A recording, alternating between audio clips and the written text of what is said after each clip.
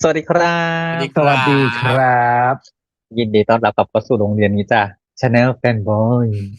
แต่นะตั้งโรงตนเป็นสเรียนที่ถาบันเหรอโรงเรียนที่เวลาพวกคุณต้องเข้ามาพวกคุณต้องจ่ายค่าเทอมก่อน ติ๊งตอง จ่ายค่าเทอแรมโรงเรีงยนมากอะไรค่าเข้าวะแทนที่เขาจะให้เขามาลองฟังก่อนนี่คิดค่าเทอมเขาก่อนเลยไม่ได้เข้ามาไม่แล้วเรารับอันนี้เรารับทุกคนแต่ว่าต้องจ่ายค่าเทอมเรียกอ๋ว่าเป็นค่าธรรมอเนียมในการเข้าปรับโรงเรียนเพราะว่าโรงเรียนแรงมากปิดแล้วแรงมาก อุ๊ยตายแล้วเพราะประตูเป็นโรงเรียนเป็นยามปิดเนี้ยเหรอปิดประตู อืมอ๋อเหรอเอ่ออ๋อเหรวันนี้อก็มียามปิดประตูโรงเรียนทำให้คุณครูพกเมพกฆคุณครูพกเมฆ คุณครู ฉันชอพกเมฆ บว่าเด็กนั้นเอาจริงๆเด็กอ่ะเล่นดีนะพูดแบบไม่เหมือนท่อง เออเออเล่นแต่ว่าพูดเล่นเอคือเล่นแต่ว่ามีพูดไม่ชัดเป็นครูพกเมฆก็เลเอยยิ่งครูอพกไม่ใหญ่เมฆเลยอ่ะน่าเออรักนะมันน่ารักนะเอมันน่ารักออ่ะซีนนั้นน่ะออกมาน่ารักเลยอ่ะเด็กอ่ะเด็กเล่นกันน่ารักเออ อืมก็ถ้าสรุปเรื่องราวเนี่ยก็ครบก็คือประมาณว่าคุณครูโซล่าเนี่ยมาเป็นครูถูกไหมแล้วก็พบเมฆก็เลยตามมาเป็นครูด้วย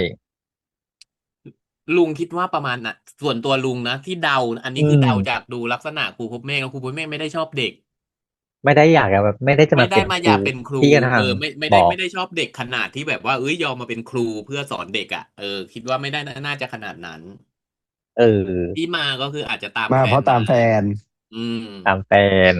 แต่เราแล้วไม่รู้ได้มาเป็นนะว่าครูพรหมเมฆเรียนอะไรมาอันนี้เราไม่รู้เพราะว่ายังแฟลชแบ็กไปไม่รู้ว่าเขาเรียนคณะอะไรครูอะไรอย่างเงี้ยแต่เหมืออืมนวันนี้เขาจะมาสอนอะไรนะเลขวิทยาเขามาศาสตร์สอนเลขสักอย่างปะไม่หมายถึงว่าเขาอาจจะไม่เรียนครุศาสตร์มาอะไรอย่างนี้ไงอ๋อที่ไม่ได้เป็นครูโดยตรงอ่ะแต่ครูโซล่าอาจจะเขาอาจจะเรียนสาขาที่เป็นครุมาโดยตรงหรือเปล่าเขารู้โดอะไรยตรงอย่างเงี้ยแต่ครูโซล่าสอนภาษาอังกฤษ แต่ตอนนั้นเขาบอกว่าเขามาแนะแนวอ่ะไม่โฮมรูมไงเป็นครูประจำชั้นด้วยไง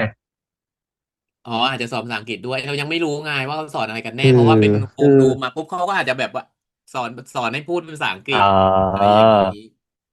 ถ้าที่เข้าใจหรือโรงคือว่าเรียนอาจจะเป็นสอนภาษาอังกฤษไบลิงกัวก็ได้ไงโรงเรียนอ่นะ อย่าค่ะาอย่าเอาความรู้ของพวกเราไปเปรียบเทียบค่ะพวกเราเรียนอีกระบบหนึ่งค่ะหยุดถูค่ะถูเดี๋ยวถูกนี้เปลี่ยนไปเยอะแล้ใช่วเขาอาจหยุดค่ะจะไม่เหมือนเราแล้วไงเนอะถูกค่ะหยุดค่ะยิ่งเอพูดยิ่งแก่อ ค่ะหยุดค่ะ อ่ะอันนี้ก็เลยมีคุณก็อะไรนะผอรักษาการรักษารักษาการการพออืมชื่อชื่นจิตชื่นใจไม่ใจดีสักอย่างน่ะแนวเนี้ยความหมายประมาณเนี้ย ฉันชอบจำเป็นความหยุดค่ะหมายอะแต่หยุดค่ะจำชื่อหยุดค่ะไม่ได้ช่างมันค่ะช่างมันผ่านไปเอาไว้ก่อนแซมค่ะมี่อ่ะเรา ชื่อ อ่ะชื่อเอาแค่ตัวละคแซมมี่ไปผอร ก่อน EP หนึ่งอย่าคาดหวังเออเรายังจำไม่ค่อยได้ทุกคนหรอกอะไรอย่างนี้เออเพราะว่าผ่านซีน ไปประมาณ3 EPอาเขามีจจะเริ่มมีจำได้ซีนเรียกชื่อไม่เยอะด้วยไงถูแต่กถ้าพบเมฆกับโซล่าก็เรียกกันตลอดอย่างเงี้ยเราถูก็กเออแล้วก็มีครูคนใหม่มาครูพี่เคนก็ยังจำชื่อไม่ได้แต่ชื่อพยางค์เดีครูยวเอ้ยไม่ครูใช่พี่เคนแต่ชื่อพยางค์เดียวจำได้แค่นี้ เอออืมแล้วมันเป็นครูพละที่ชอบตีลังกามาฉันงงตีลังกาฉากนั้นตั้งแต่เด็กจนโตอ่ะอูงงมาก ฉันบอกเลยฉันตกใจจริง เดินฉันนึกปกติว่านางไม่เป็นฉันนึกว่านางหัวทิ่มไมาใครจะคือแบบมันรู้ว่าจะอยู่เดิน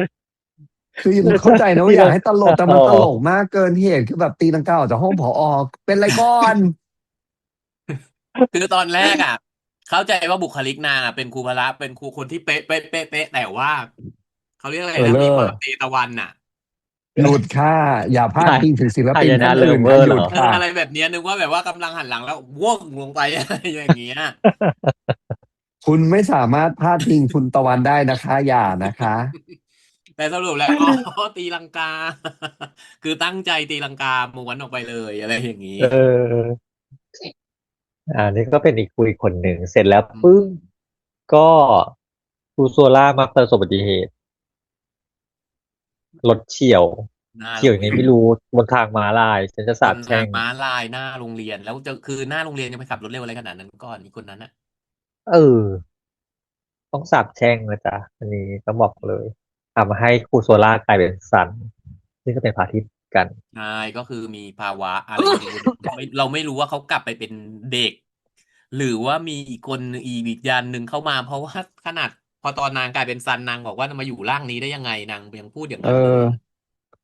อ๋อเหรอคือตอนเนี้ยคือตอนเนี้ยมันยังไม่ได้มีข้อสรุปเนาะว่าสรุปแล้วคือกลายเป็นเออเอาโซล่างี้ตก็อนเด็กเป็นไปได้เนาะหรือว่ามีวิญญาณเด็กอ่ะเข้ามาอยู่อีกคนนึงอะไรอย่างเงี้ยอันนี้เรายังไม่รู้คือพาร์ทนี้ถ้าเจกเดาอ่ะก็เจกเดาว่าโดยปกติส่วนใหญ่คือถ้าเอาทางวิทยาศาสตร์มันคือการได้รับการความกระทบกระเทือนทางสมองแน่ แล้วก็กลับไปเป็นเอเด็กคืออย่างเงี้ยเหรอมันก็ทำให้แบบเหมือนกับถ้าเกิดป้าอยู่ป้าก็จะบอกว่ามันจะเป็นพาร์ทหนึ่งที่เหมือนได้รับการกระทบกระเทือนแล้วสมองจะรีเซ็ตไปอยู่ตรงไหนสักแห่งน่ะแต่ว่าดันเป็นชื่อคนละคนไง เออก็เลยมันก็อาจจะเป็นไม่แน่ใจว่ามันอย่างก็มีความอาจจะเป็นอย่างประหลาดอีกที่จุกสงสัยก็ได้ว่าเมื่อก่อนอาจจะชื่อซันก็ได้โตขึ้นอืมามก็เลยเปลี่ยนชื่อใหม่เป็นโซล่าอะไรอย่างเงี้ยเราก็ไม่รู้อาจจะเป็นในทเวนั้นแต่ถ้ามันไม่ใช่เวนั้นน่ะอยู่ๆก็คือเป็นซันขึ้นมามันก็ผมก็แอบเท่ากับว่ามันเป็นอีกคนหนึ่งใช่อืม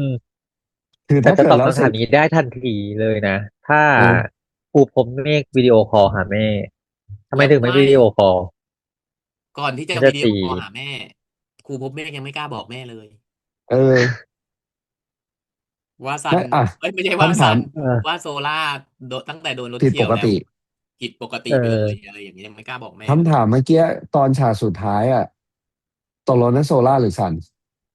อันนั้นน่าจะโซล่าอันนั้นน่ะโซล่าอ่ะแล้วถามว่าสุดท้ายมาคือตอนนี้เขากำลังบอกเราว่ากลางวันครับกลางคืนค่ะอย่างเงี้ยเหรอไม่ใช่จะไม่ใช่คือไม่ใช่ถ้าเท่าที่ลุงจำเทรลเลอร์ได้นะคือพอเขาหลับปุ๊บเขาตื่นขึ้นมาเขาจะกลายเป็นอีกคนนึงถ้าสมมุติว่าตอนนี้เป็นโซล่าพอตื่นขึ้อ๋อนมาจะกลายเป็นซันแล้วอืถ้าซัมนหลับไม่ใช่ว่า ปุ๊บตื่นมากลายเป็นโซล่าอะไรอย่างเงี้ยไม่ใช่ว่าสลับกันคนละวันด้วยมันใช่ไหมแต่แบบมันสมมุติว่าถ้าวันนี้ต้องเกิดง่วงหลับอ่ะกลางวันเออแอบงีบเออตื่นมาจะกลายเป็นอีกคนเลยอย่างเออนี้เหมือนประมาณอย่างนั้นที่เท่าที่ลุงจับใจอ๋ความจากเทรลเลออร์อ่ะก็คือพอหลับปุ๊บตื่นขึ้นมาอีกคนหนึ่งจะกลายเป็นอีกคนหนึ่งเป็นไปได้นะลุงเพราะว่าเขาเลยทิ้งหินเอาไว้ให้ว่าตอนที่ซานมาบอกว่าวางยานอนหลับเหรอที่เอาน้ำใส่ตู้เย็นเห็นไหมแล้วบอกวางยานอนหลับเหรอทำไมอยู่ๆถึงพูดคำนี้ออกมาเขาอาจจะทิ้งหินเอาไว้ว่าอ๋อทุกครั้งที่หลับอย่างที่ลุงบอกว่าเขาจะเปลี่ยนคนอ๋อไม่แต่อันนี้มันเป็นอาการไงคือมันมีความชัดแล้วมันก็ยังบอกอะไรไม่ได้ไงมันยังไม่แค่เรารู้ชัดอย่างที่เราสึกว่าเออบอกแหละไม่รู้ว่าซีรีส์จะเล่นไปในเวย์แบบว่ามีวิญญาณอือีกคนหนึ่งมาอยู่มในร่างหรือเอว่าอแค่ย้อนอดีตเอ้ยเขาไม่ใช่ย้อนอดีตแค่ย้อนมันไปเป็นเด็กอ่ะเออกลับไปเป็นแค่เด็กอ่ะแฟลชไปอะไรอย่างเงี้ยเพราะว่าสมองไม่ฟังก์ชันอ่ะอืมอืมอืมอืมต้องไปเอต้องออาจจะต้องใช้ให้เวลาเราดูด้วยดูซีรีส์ด้วยว่าซีรีส์มาเวไหนมาแบบเอออยากมาเวไหนแบบเหนือธรรมอะไรอย่างงี้ชาติหรือว่ามาเป็นแนววิทยาศาสตร์แต่อืมคือพออืเราฟังชื่อมอะมันดันเป็นคนละชื่อไง ถ้าเกิดว่าแต่ตื่นขึ้นความหมายยังมาแล้วเด็กเดียวกันนะบอกว่าตัวเอใช่งก็ชื่อโซล่าแต่ตอน7 ขวบนางอาจจะยังไม่รู้จักพบเมฆอ่ะเข้าใจได้ว่านางจะกลัวอะไรอย่างเงี้ยเอออืเออมเออะไรอย่างอนี้แต่ฉันเชื่อว่าถ้าปิดตานั้นขายแน่ขายแน่ๆถ้าปิดตาใครอ๋อไม่รู้ว่ากุญแจมือจะขายด้วยไหม ๆโซแซ่เหรอ ถ้าถ้าขายคู่กันนี้คือปิดตาเราต้องโดนดูแล้วเขาแจมือนะแถมโซ่เอ้ยไม่ใช่โซ่แถมกุญแจมือมาไม่ได้ค่ะหยุดค่ะพอพูดถึงฉากนี้แล้วต้องบอกเลยว่าซีนที่ชอบของฉันอีพีเนี่ยฉันชอบสองซีนซีนไหนซีนแรกคือซีนนี้นะซีนไหนอ่ะซีนนี้อ่ะซีนกุญแจมือกุญเนี่ยแจมือ อ๋อ unexpected ดีเออเออมัน unexpected นะจริง ฉันเข้าใจละที่บอกว่าผงชูรสเอยซานต้าแซบเอยอะไรอย่างเงี้ยก็คือเอาจริงๆผงชูรสมันหมายถึงความนัวซึ่งความนัวมาทั้งสองความนัวหมายเลยด้วยถูกนัวเลย นัวแล้วก็นัวที่เป็นรสนัวชาติด้วยขอบคุณครับคุณครูเลยนัวที่เป็นความรู้สึกด้วยเป็นการกระทำด้วยอะไรอย่างนี้คือเคือออ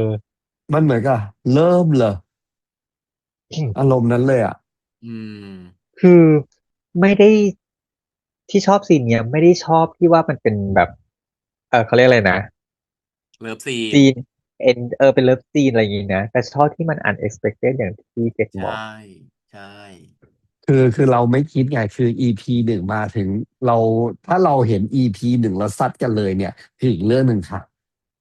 เอไม่แต่อันอเนี้ยอันเนี้ยยังพอเข้าใจได้ถึงแม้ว่าจะ unexpected เพราะว่าเขาเป็นแฟนกันแล้วมันเเริ่มมาที่ออใช่เขาเป็นแฟนกันแล้วใชด้วย ่ไม่แต่ว่าเรื่องแต่เราด้วยที่ว่าซีรีส์อ่ะมันปูมาเป็นเรื่องขอใงส่คุณเนาะครูใส่ความนักเรีใยส่นเด็กน่ารักอบอุ่นมาเออปึ๊บปั๊บปึ๊แล้วบปั๊บแล้วมาใช้มาแบบอ๋อเอามานวดให้เนาะแช่น้ำนวดให้นู่นนี่นั่นปิดตาทรงใส่สบายฟิลแล้วก็จะลงโทษเราก็นึกว่าลงโทษเพราะว่าไปโรงเรียนสายอืมไม่คาดคิดว่าจะออกแนวนั้นใช่อันนี่เนี้ยคือไม่คอสเพลย์คาดคิดว่าการลงโทษคือลงโทษแบบนี้เเป็นออคอสเพลย์อ่ะอะไรอย่างนี้ฉันแอบก็เลยแบบสงสัยพอพูดถึงคอสเพลย์อืมป้าข้างว่าบ้านเขารู้ด้วยเหรอว่าคอสเพลย์อ่ะลุงว่าลุงว่ากำแพงชนกันกับห้องของคุณป้าแต่ชอบตรงที่มึงเรียกกูป้าเลยเหรอคือใช้คำว่ามึงกูอายุจริงกูอายุต่างกับมึงไม่กี่ปีเองมึงเรียกกูป้าเลย จริงเออแสแสดงว่าได้ยินใช่แล้วลุงคิดก็ต้องแบบเออว่าน่าว่าเรื่องจะได้ยินลืออืมน่าจะได้ยินแหละสงสัยอันนึงทำไมตอนที่เอ่โซล่ากำลังจะถอดผ้ากันเปื้อนแล้วถึงไม่ยอมให้ถอดก็เป็นคอสเพลย์ไงคอสเพลย์ไงก็เป็นแม่บ้านไงอ๋อเหรอเออเอเมดอ่ะกำลังเมทำตัวเป็นเมดดอยู่เอาคอสเพลย์ก็ไม่ต้องถอดหรอไม่ต้นึกว่าองถอดทำทำไมแค่แบบว่าไม่ใช่เป็นคอสเพหมายถึงลย์เว่าจังหวะฉยๆแล้วนั้นน่ะยังไม่เอาต้องถอดจังหวะนั้จังหวะนั้นนเออเออจังหวะนั้นน่ะยังไม่ต้องถอดเพราะว่ายังไม่เขาเรียกอะไรยังอยากดื่มด่ำกับความเป็นเมดในชุดนั้นอยู่อะไรประมาณอย่างนั้นเข้าใจอ๋อนั่นแหละอ่ะคือถ้างั้นไม่อีกต่อ เจ็กก่อนอะไร ไม่คือก็แค่เขาเรียกอะไรคือแค่เซอร์ไพรส์นั่นแหละว่าเลยเหรอแล้วก็ใส่คอสเพลย์มาซึ่งแบบมัน unexpected ไปหมดอ่ะคืออืด้วยมด้วยอืมความรู้สึกคือภาพของซีรีส์มันเป็นภาพซีรีส์คุณครูใสเด็กอะไรอย่างเงี้ยอันนี้มันคอนทราอืสต์มเหลือเกินแค่นั้นแหละที่รู้สึกอืมจริงเนี่ยถึงได้บอกว่าแต่ถ้าแซ่บไงแต่ถ้าลุงถ้าถามว่าลุงชอบซีนไหนลุงชอบซีนที่ครูพบเมฆคุยโทรศัพท์กับแม่ และแม่แล้วถามว่าเป็นยังไงบ้างคือถ้าแม่หมายดึงมันถึงพบเมฆเป็นยังไงเอบ้างเนี่ยอคือถ้าชอบถ้าเหมือนกัน ถ้าสตอรี่มันดึงมาอีกนิดนะพวกเราน้ำตาร่วงไปแล้วนะเชื่อไหม ใช่จริงเพราะพวกเราเซนซิทีฟกับเรื่องนี้มากนะที่แบบคือเหนื่อยไหมใช่ไหวคือไหมอย่างที่เจกว่าคือมันไม่มีซีนแบ็กกราวด์ที่จะทำให้ซีนเนี้ยมันยิ่งดิ่งอ่ะเออถูกมันยังถ้ายกตัวอย่างคือเรายังไม่เห็นซีนที่แบบว่าครูพ่อเมฆกับแม่เขามีคอนฟลิกต์อะไรกันอะไรอย่างเงี้ยแล้วพอด้วยถ้าเกิดว่าเราเห็นปุ๊บแล้วมามีซีนนี้มาที่แม่ของโซล่าเป็นคนถามแล้วพบเมฆถึงขั้นน้ำตาตกอืมมันจะยิ่งทัดมากกว่านี้แต่อันนี้ก็คือมันถึงมากแล้วนะคือพี่เพิร์ทสามารถเขาเรียกอะไรนะพาเราไปได้เรามาถึมันงมันแบบมันอยู่ๆก็กั้นอยู่เนาะปุ๊บไปเลยแต่อยู่ๆก็แต่สวิตช์มันก็ต้องอารมณ์เป็นไปเลยคำถามเหมือนกันว่าแล้วแม่คุณคแม่รูไปไหนทำอะไรแม่ไหนมันเหมือนมีความห่างอะแม่ครูพบเมฆผมเมฆคือเดูทรงออแล้วมันน่าจะตรงอย่างที่เราเห็นที่เขาเฟดแบ็กไปนิดนึงน่าจะเปรียบเทียบกับลูกข้างบ้านเป็นประเภทเป็นแม่ประเภทที่ชอบเอาข้างบ้านมาพูดให้ลูกฟังเนี่ยลูกบ้านนั้นอย่างนั้นอย่างนี้อ่ตลอดเวลาาทีนี้ดูจากทรง ก็เลยโดนกดดันและเปรียบเทียบเอออะไรอย่างนี้ก็เลยแบบว่าไม่ค่อยชอบที่จะอยู่กับแม่ในความรู้สึกลุงอืมก็เลยอาจจะไม่ได้สนิทอะไรกับแม่ในเหมือนกับโซล่ากับแม่ไงโซล่ากับแม่ไม่เข้าใจคุยกันไม่รู้แล้ว เรื่องอะไรอย่างเงี้ยนึกออก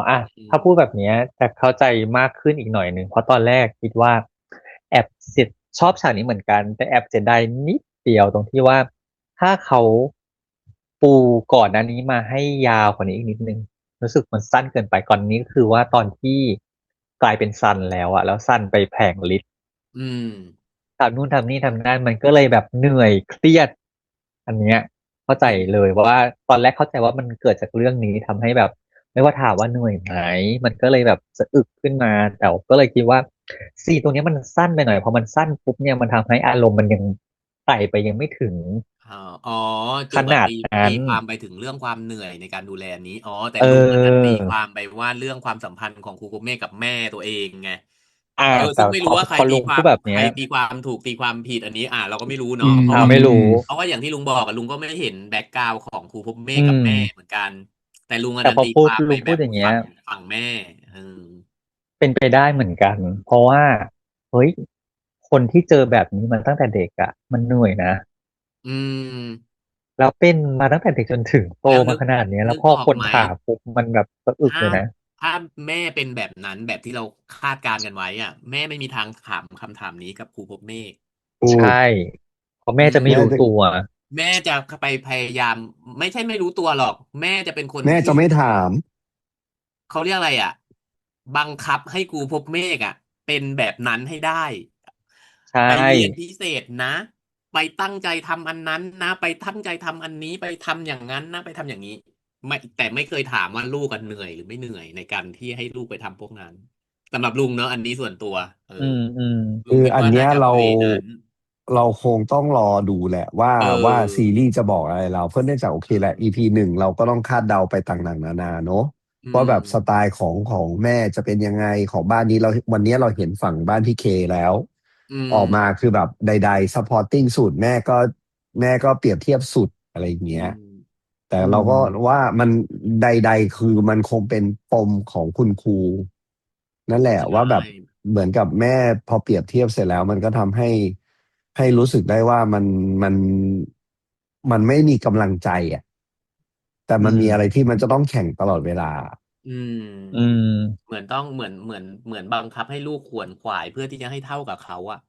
เออหรือดีกอืว่าในจังหวะเขาอะไรที่บางทีเขาไม่ได้ต้องการขนาดนั้นเอออะไรอย่างเงี้ยเออเอออันนี้คือเราเดาเวของซีรีส์ไปเนาะว่ามัเอนจะเป็นเวอประมาณนี้แต่ฉันก็มีฉากหนึ่งที่ชอบคือจากอะไรมีชอบเลยชอบสุดเลยอืม คือนั่งจ้องตาชอบแต่ฉันมาว่าอันกอันเนี้ยนั้นน่ะมันเพิร์ซแซนต้าอันเนี้ยเพอร์ซันต้าฉันว่า ค่ะ โดยเฉพาะมัน จังหวะที่แซนต้าทำหน้าอย่างเงี้ยฉันว่ามันคือแซนต้า แล้วนางก็ขำเหมือนกันนะอันมันคือตาเนี้ยฉันต้าว่านั้นนางหลุดนะแต่เอเอามาใส่อแล้วมันแต่ไปใส่เอามาใส่ฟุตแล้วดีแล้วมันหลุดมันดีชิบแล้วมันเป็นหายเลยเมจิกโมเมนต์ที่มันดีเออมากมันใช่ใส่แล้วมันดีชิบหายเลยฉันว่าลุงว่าซีนนั้นน่ะแซนต้าจะกำลังจะหลุดเออเพราะว่านางต้องตลกกันเองอ่ะสองคนเอเนี้ยนางต้องตลกอ กันเองใช่พอใส่มาแล้วแล้วมันมันเป็นสิ่งน่ารักไงตลกที่และใช่แล้วมันคอมเมดี้เลยกลายเป็น อันนี้แหละมันคอมเมดี้ได้กลายเป็นธรรมชาติมากไงมันเลยกลายเป็นธรรมถูชาติกสุดๆเลยซีนนั้นน่ะไม่แล้วพอฉากนี้เสร็จปุ๊บพี่นอกจากตาแล้วนะพี่เพิร์ดอ่ะก็จะแบบว่าอะไรเอแบบเนี้ยอซึ่งเราไม่เคยเห็นพี่เพิร์ดเป็นแบบนี้มาก่อนอืมบอกไปเลยว่าพี่ลุงเลยคิดเพิร์ดไม่เอาอะไรว่าอันนั้นเป็นอีกแล้วเมจิกเมจิกโมเมนต์อย่างที่จุกว่าแหละคือ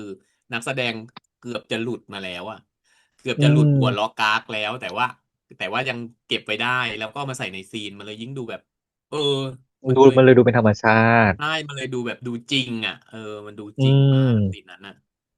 เพราะฉะนั้นมันก็เลยแบบอ่ะถ้างั้นแล้วก็ต้องมาขอพูดตรงอ๋อพอพูดถึงๆนิดว่าซีนหนึ่ง นั้นมันดูจริงใช่ไหม พอ ทีนี้ซีนนี้เราก็มาดูมันดูจริงปุ๊บอีกซีนหนึ่งที่เรามันเลยทำให้เกิดการเปรียบเทียบละกันในเอแต่ละอซีน EP เออนี้เออเอออ่ะไม่รู้ว่าแฟนๆช่องคนอื่นคิดยังไงเนาะรู้สึกคิดยังไงเนอะอันหรือเปล่านี้เป็นความรู้สึกของพวกเราแล้วกันว่าใช่พอซีนเนี้ยมันธรรมชาติมากอืมมากซะจนพอเราไปเทียบกับซีนอื่นแล้วว่าซีนอื่นมันดูเหมือนตลกจัดวางมันเลยทำให้จังหวะมันไม่คมมันเอาอย่างนี้ลุงยกตัวอย่างซีนหน้าโรงพยาบาลไม่ใช่หน้าโรงพยาบาลหน้าหน้าห้องฉุกเฉิห้องฉุกเฉิน นอืซีนที่คมรูพบเมฆวิ่งเข้ามาด้วยความตกใจด้วยความเสียใจด้วยความรู้สึกผิดที่ทำให้แฟนโดนรถชนแต่ในความรู้สึกลุงอ่ะซีนนั้นอ่ะครูพบเมฆรู้สึกเฟกมากสำหรับลุงนะคือมาแบบอืมเสียใจมาได้ยังไงเสียใจเหมือนเอาจริงๆเหมือนนางร้ายอ่ะมันเหมือนความรู้สึกว่ามันเป็นการแสดงว่าเสียใจคือ อ่ะ อ๋อเหมือนกับที่จู้กอดกับกาซิบุกันเหรออะไรอย่างเงี้ยคือเหมือนแซงว่าเสียใจแต่ในใจกับดีใจประมาณอย่างนั้นน่ะเพราะว่าอ่าอ่าซีนนั้นเอาจริงๆถ้ามันดึงดราม่ากว่านั้นน่ะเพราะว่าครูพบเมฆมาด้วยความตกใจแล้วก็ด้วยความเสียใจแล้วก็รู้สึกผิดที่ปล่อยให้แฟนไปคนอืมเดียวแต่พอมันแล้วความมันโดนมันกระชากเออมันความรู้สึกตรงนั้นปุ๊บคือมันไม่เราไม่รู้เนาะว่าตรงนั้นตั้งใจที่จะให้มันเป็นคอมเมดี้จนมันดูฝืนธรรมชาติไปหรือเปล่าอะไรอย่างนี้เราก็ไม่รู้นะแต่ว่าบริบทในความรู้สึก มันไม่ได้ไงลุงเข้าใจว่าพยายามปั้นให้เป็นคอมเมดี้ไม่แต่ในแต่ว่าความรู้สึกลุงซีนนั้นครูคือ ผมเองมันต้องดิ่งกว่านั้นในลักษณะนั้นเพราะว่านางคิดว่าครูโซล่าเจ็บหนักอืเออมคือเรารู้สึกว่าถ้าถ้าถ้าซีนประมาณเนี้ยทำยังไงก็ไม่ตลก อืมเพราะว่าเนื่องคือมันจากคือเสียดายคือมันวิ่งคือนึกออกไหมคุณญาติทำใจดีๆไปนะคะประโยคเปิดเท่านี้เสร็จแล้วสิ่งที่เราเห็นรันต่อมาคือการวิ่งมาโรงพยาบาลการร้องทำทุกวิถีไห้จนทางให้ถึงเร็สุดวที่สุดเอแต่พออถึงเวลาสุดท้ายเจอหน้าพยาบาลแล้วพยาบาลตื่นโป๊ะอ่ะมันไม่เข้าอืมคือนึกออกไหมแล้วคือมันกลายเป็นซีนนั้นมันซีนเป็นซีนน้ำตากามเทพเกินอ่ะอ๋คุณชาอวีเหรอเออมันดูแล้วมันดูแล้วเหมือน มันเหมือนมันเหมือนตัวละครครูภพเมฆเฟกอืมอันนี้ส่วนอืมตัวลุงความรู้สึกนั้นเลยตอนนั้นลุงไม่ได้รู้สึกตามครูภพเมฆว่าฉันเสียใจมันไม่ได้รู้สึกตามมันไม่เหมือนกับคือมันไม่ไอซีนที่มันไม่ได้เหมือนซีนที่ครูภพเมฆคุยกับแม่อันอืมนั้นพาเราไปได้ว่าอุ๊ยใช่มันดราม่าว่ะหรือคือมันซีนที่ซันร้องไห้อีกจังหวะอืมที่ไปเขียนตรงนั้นอืมอันนั้นมันพาเราไปได้เอแต่ซีนอเนี้ยคือมันไม่พาให้เราดิ่งบริบไปด้วย ทมันประหลาดอะเอา เออเออจริงๆจริงๆอันนี้ขอพูดตรงๆนะตามความรู้สึกของเรานะเอเราก็ไม่รู้ว่าอคนดูรู้สึกยังไงคนอื่นรู้สึกแบบนี้ไหมแต่อันเนี้ยคือเรารู้สึกอย่างนั้นจเรารู้สึกริงเออๆเราเลยมานั่งเสียดายซีนนั้นนะว่าเอ้ยถ้ามันทำให้ดิ่งลงไปอ่ะแล้วค่อยแล้วค่อยมาบอกว่าเอ้ยแฟนคุณปกติแล้วมันยังดีกว่ามันยังดีกว่าดูแล้วเหมือนครูภพเมฆเขาเฟกเหมือนเอาง่ายๆเหมือนครูภพเมฆเป็นคนสั่งให้รถไปชนครูโซล่า แล้วดันรอดอ่ะจ้างเหรอแล้วจ้างมาทำเฟกเสียจ้าใจงไปชนเพื่อที่จะได้มรดกอะไรอย่างนั้นประมาณอย่างนั้ลน งอันลุงนี้พอดอีกเรื่องหนึ่งเลยนะ ไม่แน่นะอาจจะเป็นอย่างนี้ก็ได้นะ กูแม่มนสั่งเหรอแรงมาก ว้าวหยุดนะคะหยุดเพราะว่าวันนี้ตอนสัมภาษณ์อืมเขาบอกว่าครูพบเมฆเนี่ยสีเขียวนะเป็นธงเขียวนะเขียวอเมซอนนะแต่เป็นเขียวอเมซอนที่มีแต่สิงสารสัตว์นะ คือมันคงไม่ใช่ขนาดนั้นมันคงไม่ถึงขนาดว่าสั่งฆ่าแฟนตัวเองขนาดนั้นหรอกมั้ง ดูดูดูบริบทซีรีส์ด้วยค่ะ เออแต่พอพูดถึงปุ๊บความรู้สึกเรามันเป็นแบบนั้นน่ะความรู้สึกลุงเป็นเแบบนั้นสิออนั้นน่ะความรู้สึกลุงคือครูโซล่ากำลังแซงว่าเหมือนเอาน้ำตาเทียมมาหยดเพื่อร้องไห้ให้คนอื่นเห็นใจว่าวิรักแฟนมากอะไรผมอย่างเงี้ยผมเมฆค่ะใจเย็นค่ะครูโซล่าเออเออนอนอยู่ค่ะเสียเอดายคืออเสียดายจริงเสียดายเสียดายจริงเสียดายๆเสียดาจริงเพราะว่ายเสียดายมันน่ารักมันอะไรหลายฉากนะอืมันก็มมันพอมันเจอฉากที่มันสะดุดมันก็เลยนิดนึงอือืแต่ก็มมพอพูดถึงฉากน่ารักฉากนี้ก็น่ารักที่นางสลับกันตื่นมาทำอ๋ออาหารโน่นนี่ที่อ่ะมาเขียนอันเนี้ยดีโน้ตเขียนเนินะร์ดนั่นใช่ไหมไอเดียลิสอัติกแฟนนั้นน่ารัก นอันอืมนั้นยอมรับเลยว่าน่ารักจริง ตอนแรน่ารักมากเรากว่าเข้าใจว่าโซล่าเป็นคนทำให้คนทำคฝ่ายเดียวนเดียวเออแล้วพอมันมาอีกซีนหนึ่งปุ๊บอ้าวครูพ่อแม่ก็ก็ตื่นมาทำให้ได้ทำเสร็จแล้วต่อให้แค่ทำแล้วก็ไปหลับต่อก็คือมันก็ยังถือว่าก็มันน่ารักคือความตั้งใจทำไงเออจริงคือน่ารักจริงอันนั้นน่ารักจริงน่ารักมากเลยคือไอ้นี่ก็เมาแขวนออเสื้อผ้าไว้ให้งั้นแสดงว่าพอครูโซล่าตื่นมาโซล่าก็แต่งตัวเสร็จก็เอาไปผ้าของเสื้อผ้าครูพ่อแม่มาแขวนต่ออะไรอย่างเงี้ย อืมคือจะเลยนี่เราจินตนาการได้ไม่ต้องมีให้เราเห็นว่าทำต่อกันนะเนาะมันก็เลยใช่น่ารักมันน่ารักจริงซีนนั้นน่ะดีไซน์มันทอล์กมาน่ารักหมดไงอือืมมอืมอืมดีดีเนาะนี่ประคือฉากมาณนี้ไหมที่ชอบเออประมาณนี้ไหม ได้ประมาณนี้ประมาณนี้ไหมอีพีแรเออกเพราะว่าอีพีแรกเนาะเราเห็นอืมเราเขาปูแหละแต่เพียงแต่ว่าตอนนี้คือเราก็มองว่าตัวละครใดๆเอ่ย แล้วก็ซีรีส์ทำงาอ๋อนกับเราอีกอันหนึ่งขนาดไหนขออีกนิดนึงได้ไหมว่ามาไหนๆก็ไหนๆอีซีนมองเก้าอี้อ่ะมองเก้าอี้แล้วหน้าสลดอ่ะ คืออะไรอ่ะฉันอยากรู้ตอนนี้ฉันสงสัยแล้วฉันก็ไม่หายสงสัยแล้วทีเนี้ยอีซีนเปิดเลยอ่ะมองเก้าอี้ที่เก้าอี้ว่างตัวนั้นแล้วหน้าสลดไอเราก็นึกว่าเอ้ยหรือว่าเพราะพอเราพูดปุ๊บว่าครูโซล่าไม่ได้มาอีหาอืมกล้องก็แพนไปหาครูโซล่ายืนอยู่หลังเวทีมันแล้วมันคืออะไร เนี่ยมันคืออะไรสีนั้นน่ะมันต้องมีอะไร ฉันถ้าฉันเดาว่า แม่ หรือแม่กูไม่ใช่กูเป็นสีจะออกกูเป็นสีแล้วกู หยุดค่ะอิสแม่แลกูพบเมนด์หยุดฆเป็นครูอีลงอย่างนี้เหรอแม่ของแม่ของพบเมฆไม่ได้มาอะไรอย่างนี้ปะไม่แล้วมาทำไมไม่ใชอ่ะนึกว่าเป็นมากั่บผู้ปกครองงานหรืองานไม่งานอะไรของเพราะตอนโรงเรียนไงเพราะตอนตอนมองไปอ่ะพูดถึงครูโซล่าเออมันพูดถึงแน่นอเกี่ยวกับนแฟนตัวเองอ่ะเลยเอออ่ะช่างมันสงสัยไว้ก่อน แค่รู้สึก เดี๋ยวไปรอดูว่าเขาจะเอมีเฉลอยไหมแฟถ้าไม่มีนช่องรู้สึก็ค่อยมาด่าใช่ กเหมือนกับอีก เราไหมมาเล่าให้ฟังห ถ้าน่อยไม่มีก็ค่อยมาด่าว่าทำไม ก็แล้วก็อย่างหนึ่งที่ฝากแฟนช่องด้วยว่าถ้าเป็นไปได้ช่วยตัดตรงใส่แล้วให้เราด้วยเราชอบมากเราไม่จะเอาไปต้องเอาแฟนแลกเป็นช่องก็ได้แรงมากขอไปถึงพ่วงกับอ่ะช่วยปล่อยคลิปเสียง2 คลิปนี้หน่อย เออมันน่ารักเนอะมันเออน่ารักมันน่าเนอะ รักจริงอันเนี้ยน่าอยารักกได้พี่เพิร์ดมาปลุกแล้วสิเจ๊ อีจุกไปไม่สายให้เขาไปนอนไม่มีทางสายเลยถ้าได้เสียงพี่เพิร์ดมาปลุก